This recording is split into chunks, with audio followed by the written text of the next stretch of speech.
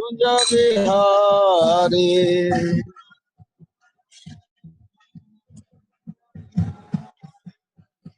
हरे कृष्णा कृष्णा कृष्णा हरे हरे, हरे राम राम राम हरे हरे। श्रील प्रभुपाद की अंतर्राष्ट्रीय कृष्ण भावना भविष्य संघ इस्कॉन मीरा रोड की ओर से प्रस्तावित आज शाम का ये विशेष सत्संग कार्यक्रम में आए भक्तों का, धर्म प्रेमियों का, कथा प्रेमियों का, अतिथियों का, श्रोताओं का, आजीवन सदस्यों का हार्दिक स्वागत करते हैं। आप सब श्री श्री राधा गिरधारी जी के शुभकामनाएं स्वीकार करें, श्री प्रभुपाद जी की कृपा प्राप्त करें। श्रील प्रभुपाद जी एक बार अमेरिका में थे, तभी उनके एक शिष्य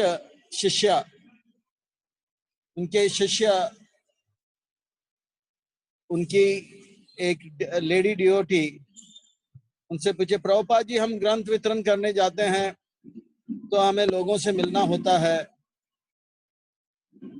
और आप हमसे कहते हो ये वैदिक शिष्टाचार है, ये सभ्यता है कि हम स्त्री जो होते हैं वो हमेशा लज्जा उनका आभूषण है, वो सर ढक के रखती है और सर को नीचे झुकाए हुए रखती है और इस प्रकार से वो एक विनम्रता का भाव भी प्रकट करती है। पर श्रील प्रभुपाद जी हम जो हैं प्रचार करने जाते हैं, बहुत सारे लोग मिलते हैं, कोई स्त्री, कोई बच्चे, कोई जवान और बहुत सारे पुरुष भी मिलते हैं। इन सब से हमें मिलना होता है, उनसे बातें करना होता है, उनको समझाना होता है, ग्रंथ बेचना होता है। पर ऐसे करते वक्त हम जो है इस आज्ञा का पालन नहीं कर पाते हैं। तो आप क्या कह रहे हैं? आप जो कह रहे हैं कि हमें विनम्र होना चाहिए, सर ढकना चाहिए और इस प्रकार से लज्जा जो है स्त्री का एक आभूषण है, ये प्रदर्शन करने पाते हैं, तो क्या सही है क्या गलत है? क्या हम अपने सर को ढकाकर, सर नीचे झुकाकर लोगों से विनम्र भाव से हम गुजरते जाएं, ये सही है? तो प्रभुपाद जी ने बोला हाँ ये सही है। या हम प्रचार करते वक्त लोगों के पास ग्रंथ लेने के लिए बोल रहे हैं और उनसे बात करना होता है कि आप ग्रंथ लीजिए, समझाना पड़ता है और फिर वो ग्रंथ खरीदते हैं, तभी हम इस प्रकार के सर ढक नहीं पाते हैं, सर झुका नहीं सकते हैं, हमें और उनको प्रेरित करने के लिए बातें करना होता है। क्या ये सही है? तो प्रभुपाद जी का ये भी सही है। तो बोला क्या सही है प्रभुपाद जी, ये सही है या वो सही है? तो प्रभुपाद जी ने कहा दोनों सही है, बात समझने की है। फिर प्रभुपाद जी ने बताया जब हम प्रचार करते हैं तो हमें शेर की जैसा होना चाहिए और जब हम घर वापस आते हैं तो मेमने जैसे हो जाना चाहिए। प्राय हम लोग क्या करते हैं, जब घर में होते हैं तो शेर जैसे होते हैं और बाहर जाते हैं तो मेमने जैसे हो जाते हैं। तो प्रचार जब करते हैं तो शेर जैसा होना चाहिए और जब घर में होते हैं, वैष्णव के बीच में होते हैं तो मेमने जैसे होना चाहिए। तो इस बात से हम प्रभुपाद जी के जीवन को, चरित्र को देख सकते हैं। जब प्रचार करने की बारी आती है तो प्रभुपाद जी एकदम शेर जैसे होते हैं और जब भक्तों के बीच में रहते हैं तो एकदम सौम्य रूप उनका हम देख सकते हैं। तो इसलिए हमें जान लेना चाहिए कब हमें सौम्य होना चाहिए, कब हमें शेर जैसा होना चाहिए। तो जैसे नारायण जो है कृष्ण का एक रूप है जिसमें वो एकदम गंभीरता को प्रदर्शन करते हैं, ऐश्वर्य को प्रदर्शन करते हैं, और वही कृष्ण जब वृंदावन में आते हैं तो माधुर्य स्वरूप को प्रकट करते हैं। इसी प्रकार से प्रभुपाद जी जो है जब प्रचार करना होता है तो आचार्य की तरह होते हैं, गंभीर होते हैं, एकदम औपचारिक अपने अधिकार को जानते हैं। और जब प्रचार नहीं करना होता, एकदम सौम्य स्वरूप, कभी बच्चे जैसे होते हैं, कभी एक प्यारे पिता जैसे होते हैं, एक हल्का अनौपचारिक रूप से प्रस्तुत होते हैं। तो इसी प्रकार से प्रभुपाद जी के जीवन से हमें भी सीखना चाहिए। जब हमें प्रचार करना होगा, हमारे आंदोलन को लोगों के सामने प्रस्तुत करना होगा, तब शेर जैसे प्रचार करना चाहिए। We should be formal. और इस प्रकार से भक्तों के संग में हम जब रहेंगे, तभी हमें मेमने जैसे रहना चाहिए। तो श्रील प्रभुपाद जी के इस लीला से हमें सीख आता है कि हमें कभी गंभीर और एकदम औपचारिकता को पालन करना चाहिए, और तब हमें सौम्य स्वरूप को प्रकट करना चाहिए। तो आइए श्रील प्रभुपाद जी के बारे में और थोड़ा हम समझने का प्रयास करते हैं। हर परिस्थिति में श्रील प्रभुपाद जी भगवान कृष्ण पे निर्भर रहते हैं, और उनको पूरा यकीन है भगवान जो भी करेंगे इस परिस्थिति में हमारे लिए, हमारे हित के लिए, वो अच्छा ही होगा। ये बात है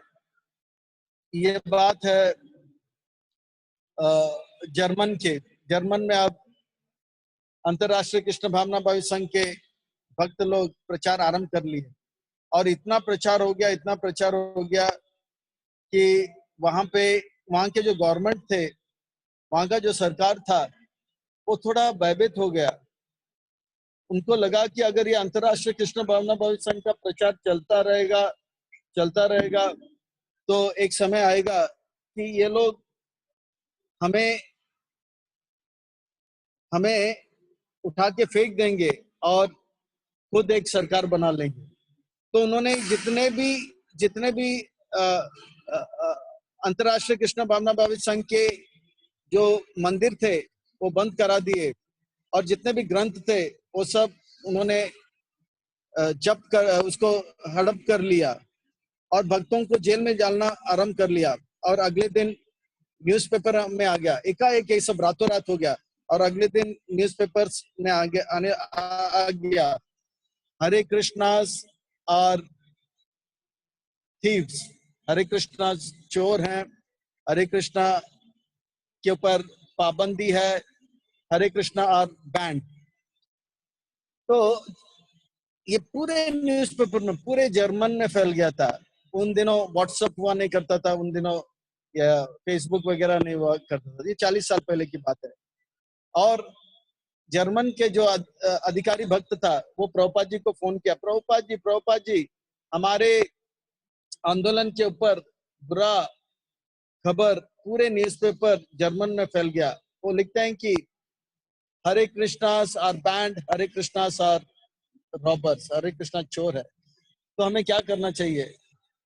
तो प्रभुपाद जी बोले कुछ नहीं करना चाहिए।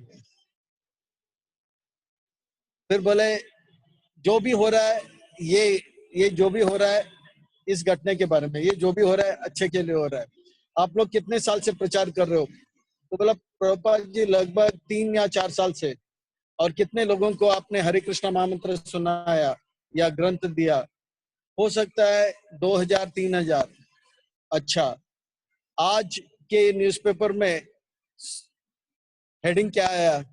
हरे कृष्णा आर थीव्स, और ये हरे कृष्णा चोर है।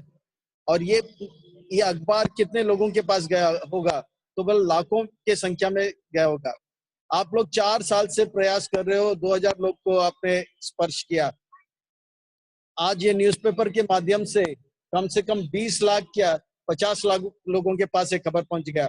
इसलिए ये भूल जाओ कि हरे कृष्णा चोर है। ये शब्द चोर जो है भौतिक है, वो समय के साथ रद्द हो जाएगा, पर हरे कृष्णा आध्यात्मिक है। और ये हरे कृष्णा वो लोग उच्चारण करेंगे और बोलेंगे और सोचेंगे तो उनका उद्धार हो जाएगा।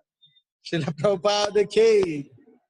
अगर आप उस परिस्थिति में होते हैं, बोलते हैं कि हमने इतना प्रयास किया, जैसे कि वो इंचार्ज बोला इतना प्रयास किया, हमारे साथ ये हो रहा है, हमें क्या करना चाहिए? प्रभुपाद जी एकदम हर हालत में सम उनका था, चाहे हार हो या जीत हो, जय पराजय, सब में एकदम सम। बोला कि ये बहुत ही अच्छा हुआ, इस एडवर्टाइजमेंट के माध्यम से इस्कॉन को और ज्यादा नाम, या हरे कृष्णा का नाम बहुत लोग जप करने लगे। और इसी प्रकार से आगे इंडिया में इंदिरा गांधी का टाइम था और इंदिरा गांधी का प्रचार चला, पर उनको लगा कि प्रभुपाद जी के आने से 1970 से एकदम से आध्यात्मिकता का एक लहर आने लग गया। और खास करके इन हिप्पियों को देखकर, एक गोरे लोगों को देखकर, प्रभुपाद जी इन गोरे लोगों को कहते थे कि they are my white elephants, ये मेरे गोरे हाथी हैं। उनको देखकर और लोग प्रभावित हो रहे थे। तो ये बात को देखकर इंदिरा गांधी को थोड़ा सा ठीक नहीं लगा। उन्होंने उस वक्त के सबसे प्रसिद्ध डायरेक्टर को बुलाया, देवानंद को, और देवानंद से कहा ऐसा कुछ करो कि इनका नाम बदनाम हो जाए। तो देवानंद ने कहा कि मैं एक पिक्चर बनाता हूँ, हरे राम हरे कृष्ण। तो हरे राम हरे कृष्ण पिक्चर, ये लगभग 40 साल पहले की घटना है। हरे राम हरे कृष्ण पिक्चर बनाना था, तो उसमें उस वक्त का सुप्रसिद्ध कलाकार जो था, अभिनेता जो था, वो राजेश खन्ना था, सुपरस्टार था उस वक्त का। उनका एक फिल्म आ जाए तो लोग पागल हो जाते थे। तो राजेश खन्ना को बुलाया गया था, बोला कि इस फिल्म में ऐसा ऐसा है, काम करो। तब राजेश खन्ना ने देखा, बोला ये एक असली संत है, धर्म का प्रचार कर रहा है, ये धर्म गुरु के विरुद्ध मैं नहीं जाऊंगा। और उन्होंने नकार दिया।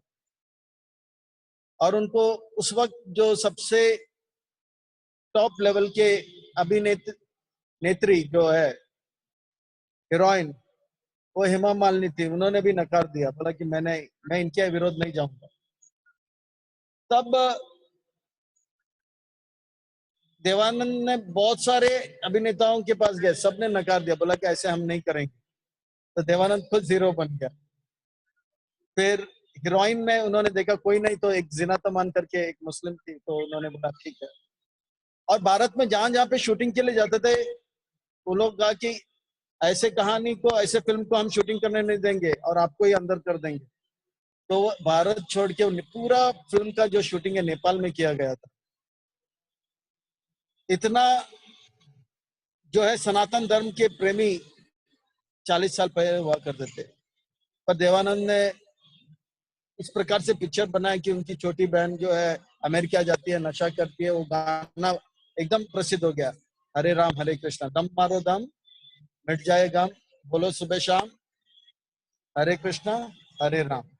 तो इतना प्रसिद्ध हो गया, चाहे कन्याकुमारी में जाओ या कश्मीर में जाओ, चाहे गुजरात में जाओ या उड़ीसा में जाओ, सब जगह यही हरे कृष्णा दम मारो दम ऐसे ही चलता था।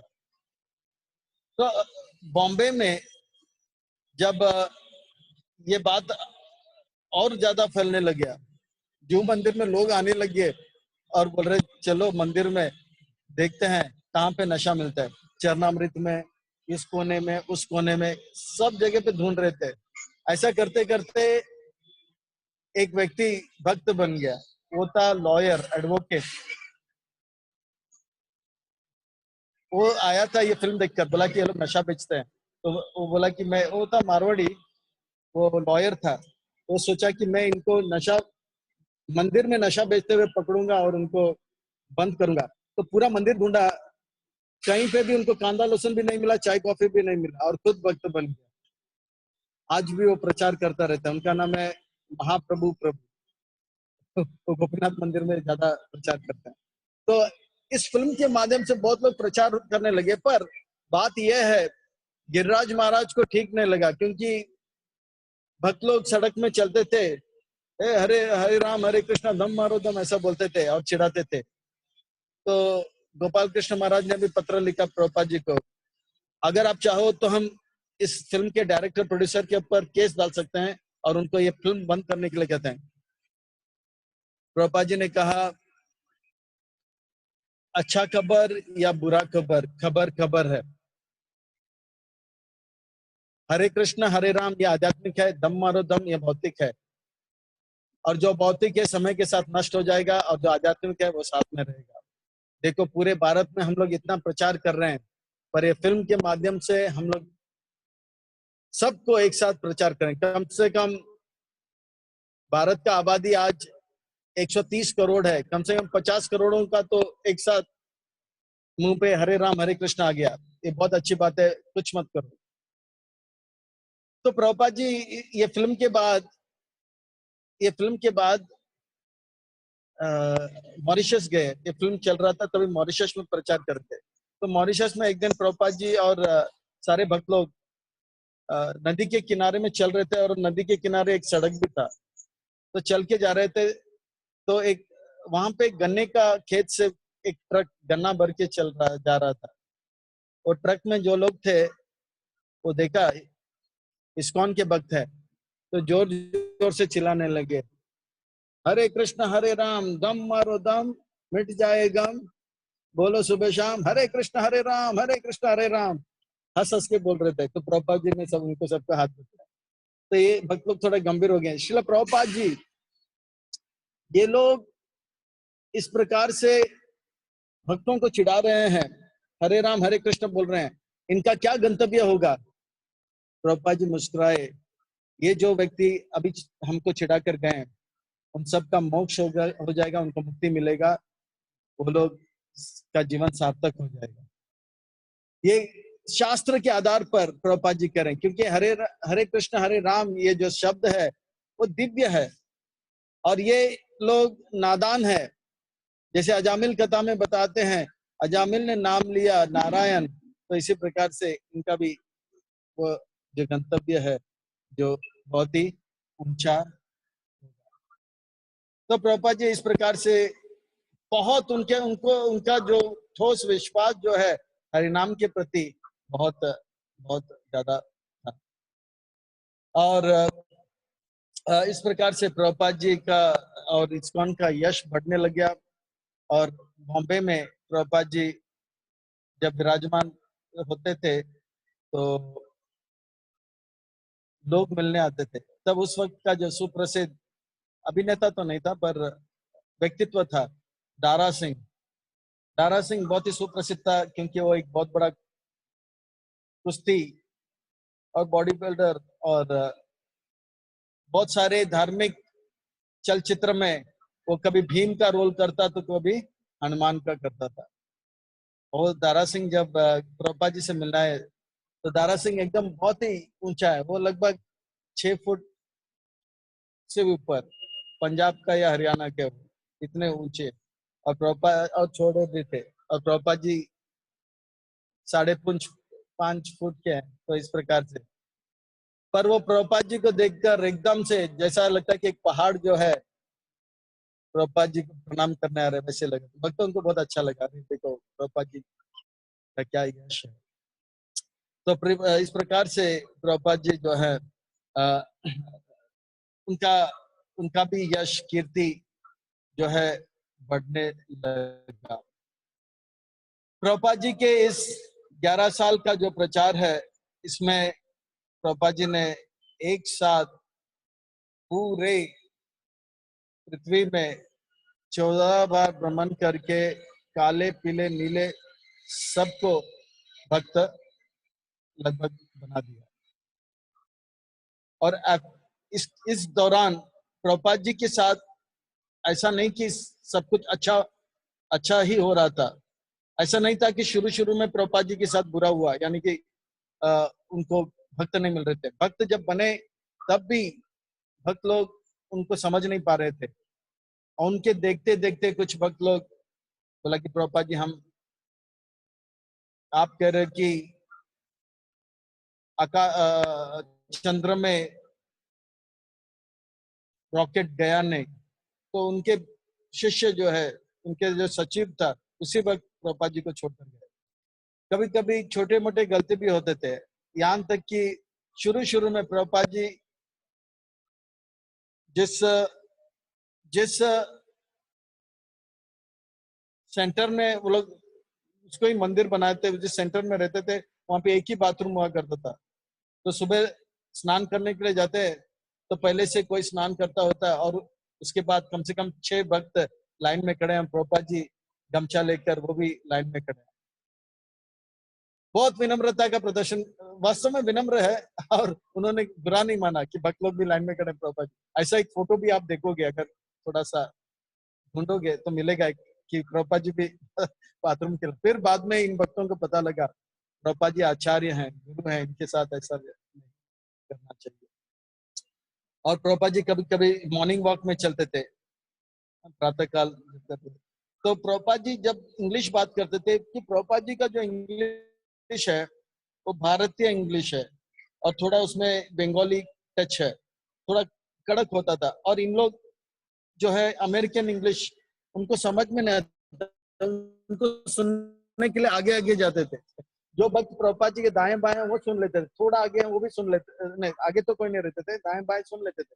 पर जो पीछे थे वो लोग क्या बोल रहे हैं पकड़ने के लिए प्रभुपाद जी के और निकट जाते थे। तो ऐसा करते करते कभी कभी क्या होता था, जो भक्त प्रभुपाद जी को ध्यान से सुनने के लिए उनके पीछे चल रहे हैं, तो चलते चलते प्रभुपाद जी के जो पाँव जो पीछे है उस पाँव पे इनका जो आगे पाँव लग जाता था, तो प्रभुपाद जी पीछे मुड़ के देखते थे। तो ऐसा भी होता था। ये मतलब ये अपराध है, कि ये अपराध है कि गुरु को पाँव से स्पर्श करना। तो प्रभुपाद जी तो डांटते थे, तो गुरु के निकट नहीं आना चाहिए, don't come near spiritual master, यानी कि थोड़ा दूर। फिर एक बार ऐसे नहीं, ऐसे बहुत बार हुआ है बहुत बार होता है कि प्रभुपाद जी चल रहे हैं और उनके पीछे पीछे वो लोग चल रहे हैं।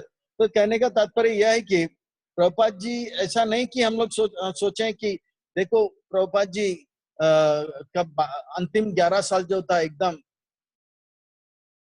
प्रभुपाद जी के उम्र होने के कारण उनका दिल उनका जो स्वस्थ था वो भी थोड़ा कमजोर था, और उनके शरीर में हमेशा कोई ना कोई बीमारी हुआ करता था। पर प्रभुपाद जी अपने बीमारी को ध्यान नहीं देते थे, वो प्रचार में उत्साह के साथ लगे रहते थे, एकदम उत्साह के साथ लगे रहते थे। और जो भक्त, एक भक्त है जो कि उनका नाम मुझे याद नहीं है, प्रभु जी का नाम याद नहीं आ रहा है, वो डॉक्टर और नर्स के जैसे प्रभुपाद जी के स्वस्थ को हमेशा देखा करता था। वो देखा करता था कि प्रभुपाद जी के अंदर डायबिटीज है और उनको आराम ज्यादा लेना चाहिए, पर आराम बिल्कुल ही नहीं लेते हैं। और आप देखोगे, जैसे हम अपने पाँव को देखेंगे, चरण को देखेंगे, तो जो जिसका डायबिटीज ज्यादा बढ़ जाता है तो उनके जो चरण जो है वो थोड़े मोटे से हो जाते हैं। आप समझ पा रहे हैं मैं क्या बोल रहा हूँ? जो चरण है वो थोड़ा सा मोटे से हो जाता है, वो देखने में थोड़ा। तो प्रभुपाद जी का ज्यादा करके उसी प्रकार से रहता था। फिर भी प्रभुपाद जी अपने शरीर को कम से कम आराम देते हुए भक्तों का सेवा में या पूरे विश्व के कल्याण के लिए, भावी पीढ़ी को उद्धार करने के लिए वो बड़े प्रेम से भगवान के इस अपने गुरु की आज्ञा पालन करते हुए लगे रहते थे। प्रभुपाद जी बहुत बार भगवान के सामने खड़े होते थे, भक्त लोग पूछते थे प्रभुपाद जी आप क्या प्रार्थना कर रहे हो? तो प्रभुपाद जी कहते थे कि मैं यह प्रार्थना करता हूँ कि मेरा आहार निद्रा भय मैथुन जो है कम हो जाए। मैथुन तो शून्य के बराबर है, भय भी कुछ नहीं है। भगवान से यह प्रार्थना करता हूँ कि आहार और निद्रा जो है मेरा कम हो जाए।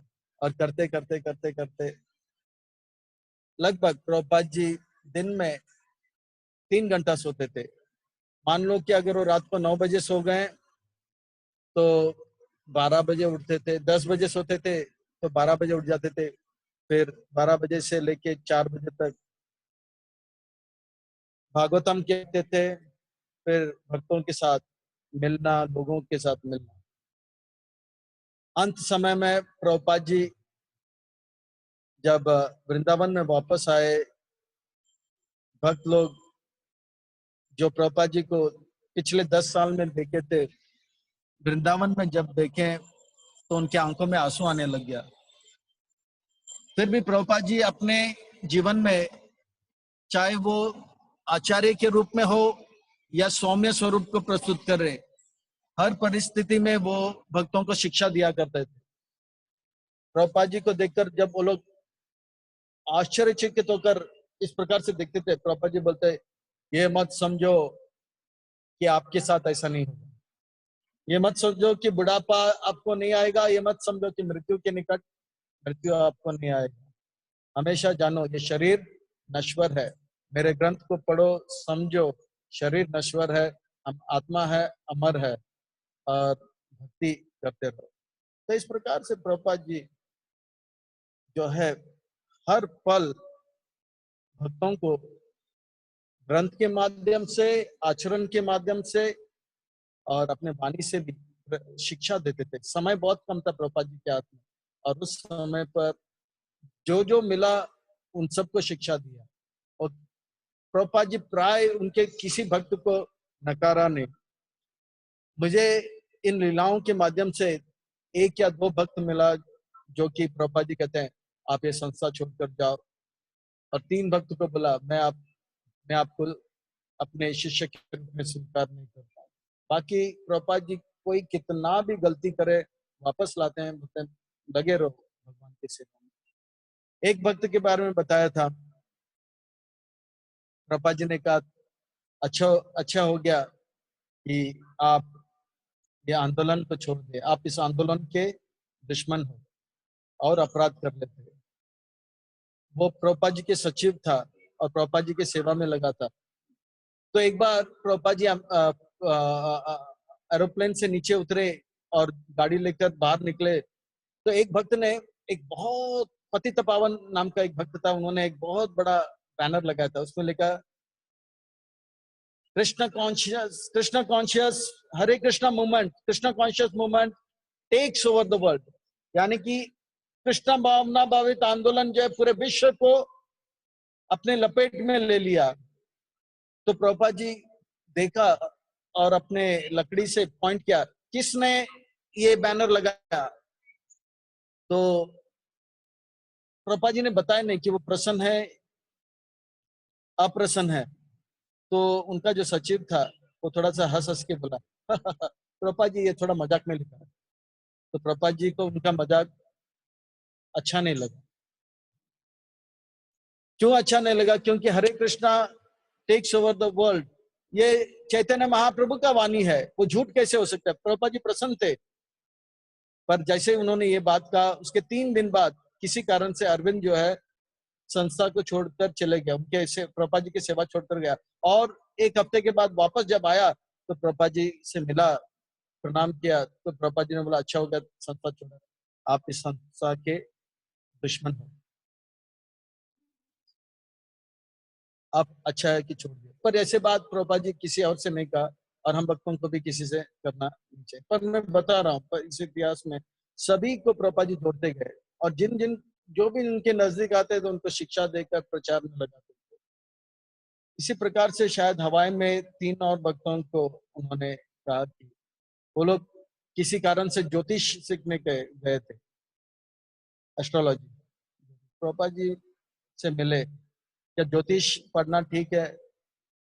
तो प्रभुपाद जी बोले भक्तों को ज्योतिषी देख के पास जाने ज्यादा मायने नहीं रखते, हमारा सिद्धांत यह है जो भी हो रहा है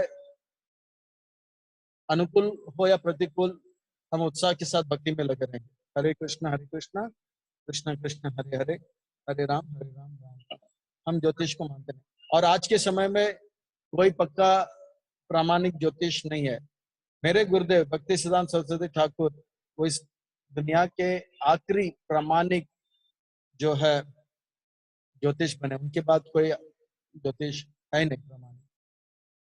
फिर बोला ठीक है, आप मुझे बताओ, अपना ज्योतिष सीखे हो तो मुझे बताओ, मुंबई का मंदिर, या मुंबई या कौन सा तो मंदिर था, मुंबई का मंदिर कब निर्माण होगा उसका तारीख बताओ, बता सकते हो? तो तीनों जो थे नहीं बता सकते। बोला ठीक है, देखो उस प्रकार का तारीख बताने का विधि भी ज्योतिष में है, और उसको होरा एस्ट्रोलॉजी करके एक नाम है, होरा ज्योतिष नाम है, वो मेरे गुरुदेव जानते हैं, अब के समय पे कोई ऐसा नहीं कर सकता है। फिर इन लोग और कुछ प्रश्न करने लगे, ऐसे ऐसे ऐसे, क्या हम लोग जीपीसी के बात को मान सकते हैं, नहीं माने और फिर भी आंदोलन में रह सकते हैं, क्या हम जीपीसी को से अलग रहकर, संस्था में भी नहीं रहकर आपके शिष्य बन के रह सकते हैं। इस प्रकार की अलग अलग बातें करने लगे। तो थोड़ी देर के बाद प्रभुपाद जी समझ गए इनके मनोभाव क्या है। प्रभुपाद जी बोले, आप लोग ज्योतिष बहुत अच्छी तरह से सीख लिए हो, मैं आपका शिष्य, आप मेरे गुरु, आप को जो भी ज्ञान मिला है बहुत अच्छा है, पर मैं आध्यात्मिक शिक्षा आप लोग को दे रहा हूँ और मुझे लगता है कि अभी आपको आध्यात्मिक शिक्षा की आवश्यकता नहीं है, इसलिए आप अच्छा होगा मैं आपको मेरे शिष्य के रूप में स्वीकार नहीं करूं। इन तीनों को किया। फिर बाकी प्रभुपाद जी जो प्राय जो भी आते थे उन सबको ऊपर अपना कृपा बरसाते थे और प्रचार में लगाते थे, प्रचार में लगा, शिक्षा देकर प्रचार में, जगह प्रचार में, क्योंकि पूरे विश्व में हरे कृष्ण का विस्फोट कराना था। अंत समय में प्रभुपाद जी जब वृंदावन में थे, एक कर्नाटक से एक एक वैद्याचार्य जो जो तो आयुर्वेद के आचार्य, वो वृंदावन आए प्रभुपाद जी से, हवाई जहाज पे आए। उन दिनों हवाई जहाज में आना यानी कि बहुत पैसा खर्च करना होता है, और प्रभुपाद जी से मिलना चाह रहे थे तो उनको मिलने नहीं दिया। फिर पता लगा कि वो इतना कष्ट करके आए। प्रभुपाद जी बोला आइए, जब बोले आइए तो वो प्रभुपाद जी से कहा, प्रभुपाद जी आपने आपका जो विग्रह है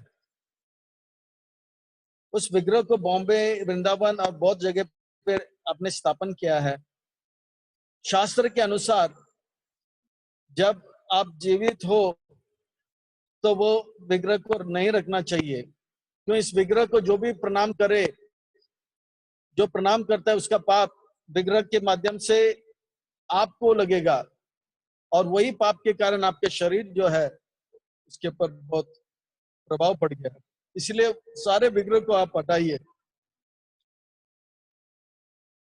तो मैं ये बात आपको बता रहा हूँ, आप समझने का प्रयास कीजिए। तो प्रभुपाद जी सुनते रहे। प्रभुपाद जी बोले मुझे पता है और मैंने जानबूझ के किया है। जैसे ये बात बोला तो जो वेदाचार्य जो थे, आयुर्वेद के आचार्य, के आंखों में आंसू गया, वो दंडवत प्रणाम किया। बोला इनसे ज्यादा करुणामय, दयालु, कृपालु कोई गुरु आचार्य को नहीं दिखता। कोटि कोटि दंडवत प्रणाम। जो औरों के कष्ट लेने के लिए अपने वर्तमान शरीर को भी नष्ट कर रहे हैं, बोला मुझे ये सब पता है। और वो होकर बोला कि आपके गुरुदेव जो है बहुत श्रेष्ठ है। तो प्रभु जी को जो जो धार्मिक आचार्य या गुरु या उन्नत व्यक्ति मिले, वो सब प्रभुपाद जी को स्वीकार करते कि वो बहुत ही बड़े उन्नत महात्मा है। जैसे वृंदावन के बारे में कहूँ, हृदयानंद गोस्वामी करके जो बता रहे थे, उन्होंने देखा प्रभुपाद जी रूप गोस्वामी के समाधि के सामने रात को रो रो के जप कर रहे थे। वो प्रभुपाद जी के तिरुभाव के बाद इस्कॉन के भक्तों से कहते थे, मैं कम से कम 90 साल से या 100 साल हो गया था, मैं इतने सालों से वृंदावन पे पर प्रभुपाद जी जैसे कोई संत को मैंने अभी तक देखा नहीं। और जो मैंने बिहार से आया हुआ जो साधु महाराज था उनके बारे में बताया, उनके गुरुदेव 135 साल के थे और उनके गुरुदेव बिहार का राजा था, उनका शिष्य बन गया था। तो बोला जाओ रमन रेती में इसी भक्तिवेदांत स्वामी श्रील प्रभुपाद जी हैं, उनका अंतिम समय है, मेरी ओर से प्रणाम कीजिए और खुद भी प्रणाम कीजिए। तो लीला मैंने बताया था। तो वो 135 साल से जो गुरु थे वो बोले कि आप जाओ भक्तिवेदांत स्वामी प्रभुपाद जी के पास, वो साक्षात नित्यानंद प्रभु के अवतार हैं, वो नित्यानंद प्रभु के अवतार हैं, नित्यानंद प्रभु हैं या उनके विस्तार माना जाएगा। तो ब्रज के हो या वैदाचार्य हो, जितने भी संत थे उस समय के, प्रभुपाद जी के समय के, सब लोग प्रभुपाद जी को एक ऊंचे महात्मा के रूप में स्वीकार करते हैं। हम सबका परम सौभाग्य है कि ऐसे महात्मा, महान आचार्य के संग बपू में के माध्यम से नहीं, कम से वाणी और ग्रंथ के माध्यम से हमें मिल रहा है, उनके आंदोलन, उनके शिष्यों के माध्यम से मिल रहा है। हमें अपने आप को धन्य समझकर, सौभाग्य मानते हुए हमेशा भगवान का और वैष्णव का आभार प्रकट करते हुए इस आंदोलन के प्रति जितना हो सके उतना सेवा और समर्पित होने का प्रयास करें। यही हमारा प्रभुपाद जी के प्रति ऋण रहेगा। ऋण तो वैसे चुका नहीं पाएंगे, पर प्रयास करें। एक भक्त ने पूछा, प्रभुपाद जी हम आपका ऋण कैसे चुका पाएंगे? तो प्रभुपाद जी ने कहा, हंसते हुए कहा, गुरु का ऋण शिष्य कभी चुका नहीं पाएगा। अगर आप ऋण चुकाना चाहते हो तो प्रचार करो। 4 प्रकार से प्रचार हो सकता है, इसके बारे में मैं कल बताऊंगा, छोटे सा है, कल बताऊंगा। हरे कृष्णा। ग्रंथराज श्रील प्रभुपाद के। हरे कृष्णा कृष्णा कृष्णा हरे हरे, हरे राम राम। प्रभु जी, for question answer we will resume in 5 minutes. या प्रश्न उत्तर के लिए हम लोग 5 मिनट में वापस सेशन चालू करेंगे, ठीक है? तो सभी भक्त लोग आइए। हरे कृष्ण। यस।